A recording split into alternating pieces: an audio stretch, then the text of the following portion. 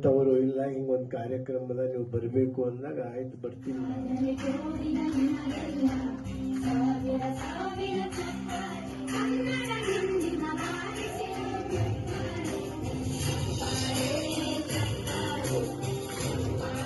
ಸಬ್ಜೆಕ್ಟಿಗೆ ಎಷ್ಟು ದಿನ ಉಳಿತು, ಎಷ್ಟು ಅವರ್ಸ್ ಉಳಿತು ಅನ್ನುವಂಥದ್ದು ನಾ ಹೇಳಿದಲ್ಲ. ಹಾರ್ಡ್ ವರ್ಕ್ ಮಾಡಲು ನಡೆಯಲ್ಲ. ನಮ್ಮ ಟೈಮಿಗೆ ನಡೀತಿತ್ತು ಹಾರ್ಡ್ ವರ್ಕ್.